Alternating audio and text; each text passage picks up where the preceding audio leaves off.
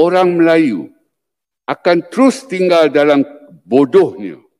Perkataan bodoh digunakan. Bahawa orang Melayu akan terus tinggal dalam bodohnya.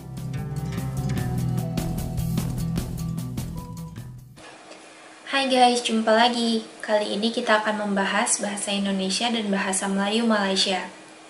Kini bahasa Indonesia semakin mantap dan mendunia. Adapun bahasa Melayu Malaysia kian tenggelam.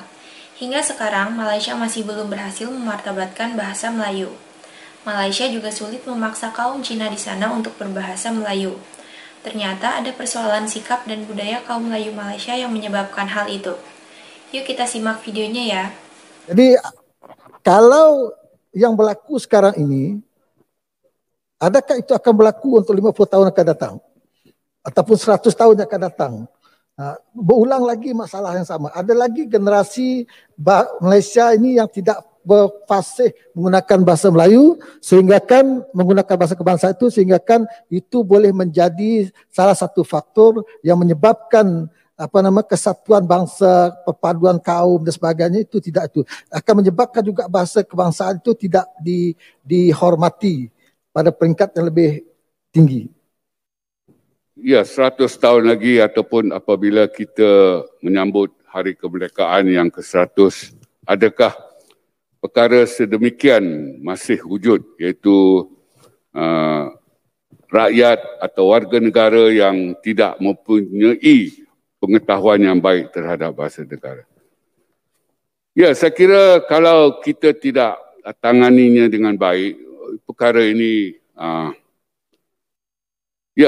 boleh terjadi. Saya kira dalam hal ini, kita sangat-sangat perlu kepada nasionalisme linguistik bahasa Melayu. Maknanya dalam semangat nasionalisme itu sudah tentu kita mahu pupuk semangat bangga, semangat sayang dan kalau boleh lagi semangat taat kepada bahasa Melayu sebagai bahasa negara itu. Dan saya kira dalam hal ini perlu kita lihat kembali strategi kita yang mungkin kurang berkesan tentang gagasan bahasa Melayu sebagai bahasa negara itu. Dan seperkara lain, saya kira mengapa realiti perkara 152 pada Perlembagaan Persekutuan kita ini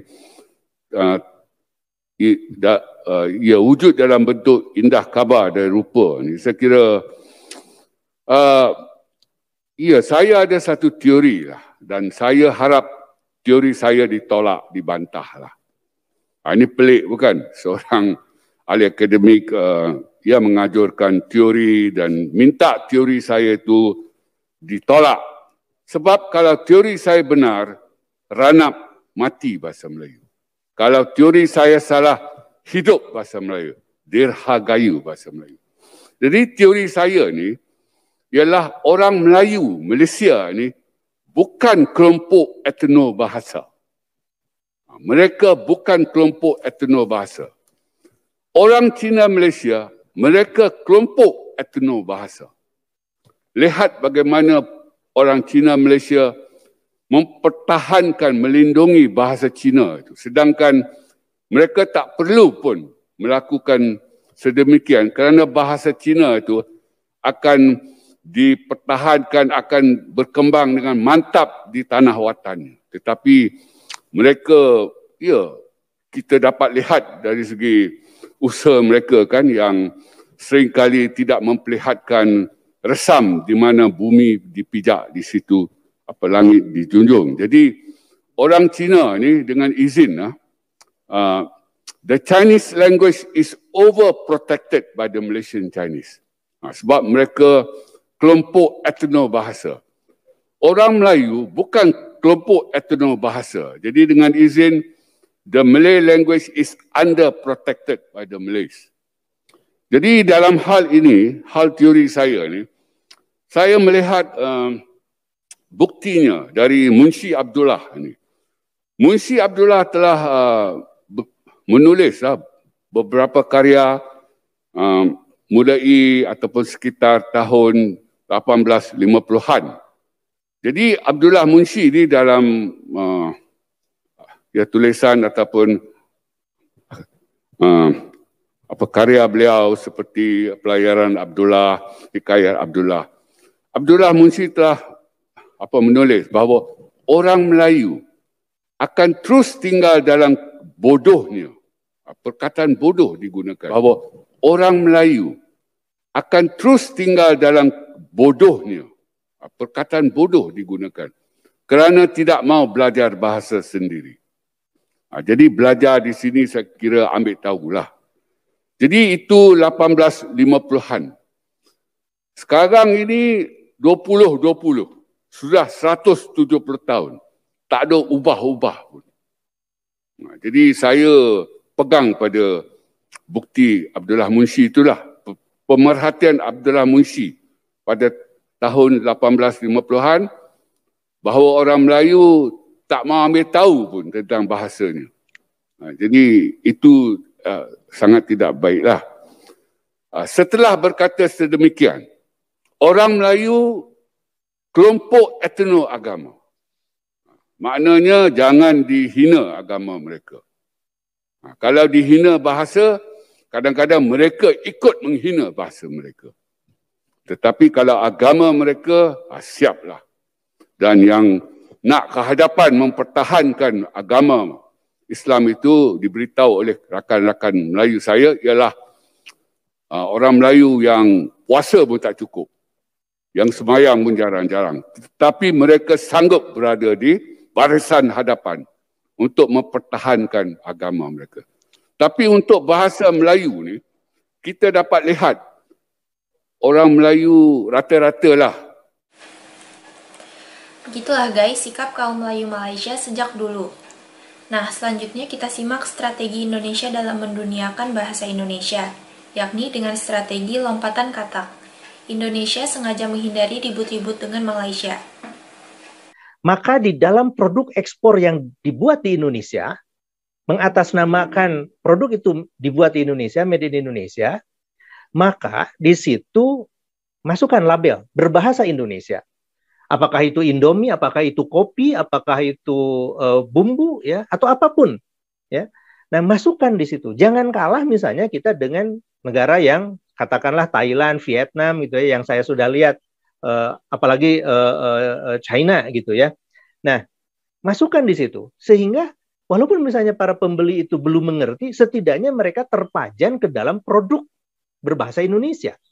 Nah, ini salah satu cara ya untuk bidang ekonomi gitu ya. Kemudian untuk bidang politik, ini saya baru kemarin ini ya berbicara dengan teman-teman dari Kemenhan begitu. Bagaimana ini kita bisa lakukan ya bersama, dan itu ada nanti strategi-strategi yang sedang kami masih bahas ya. Saya belum bisa mengatakannya di forum ini karena takut prematur ya apa yang saya katakan gitu. Kemudian juga dengan teman-teman di Kemlu itu melalui jalur diplomasi lunaknya Kemlu ya, melalui jalur politik dan kebudayaan, saya juga melakukan pembicaraan. Dan tadi yang disampaikan oleh Pak Dubes Faiza ya tentang rencana penerjemahan buku-buku dari bahasa Indonesia, budaya Indonesia ke dalam bahasa daerah, ke dalam bahasa PBB. Dalam satu buku itu adalah cara lain yang kami tempuh gitu ya di luar kelas-kelas BIPA. Nah, ini strategi yang saya sampaikan. Kemudian yang kedua, pendekatan ini kami lakukan secara konsisten dan berkelanjutan. Dan ini pasti tidak reaktif ya. Saya menyebutnya non-reaktif. Ini tidak ada kaitannya dengan COVID ya Bapak Ibu. Tidak ada. Ini non-reaktif itu misalnya begini.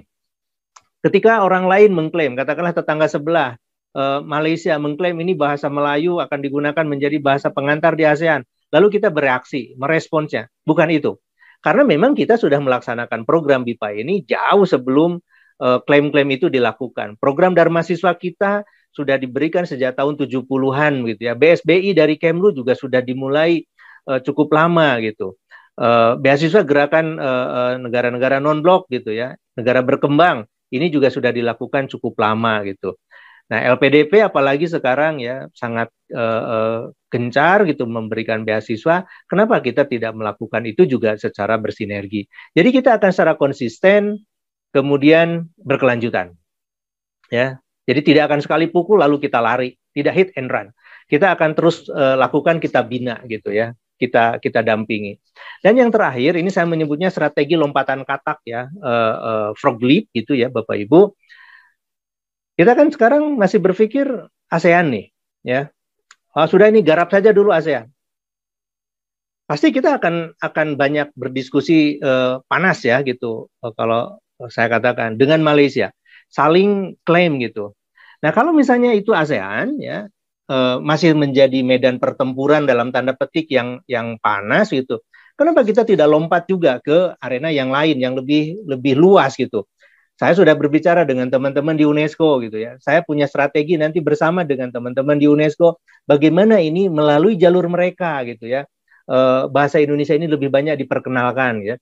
Saya masih menunggu konfirmasi teman-teman nanti yang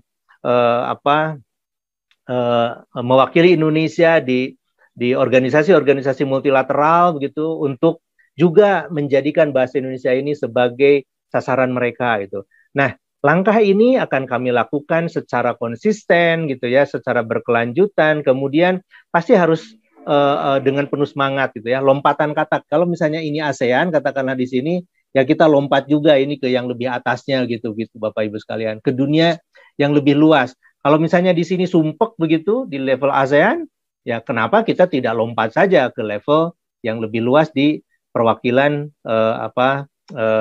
organisasi internasional multilateral begitu ya.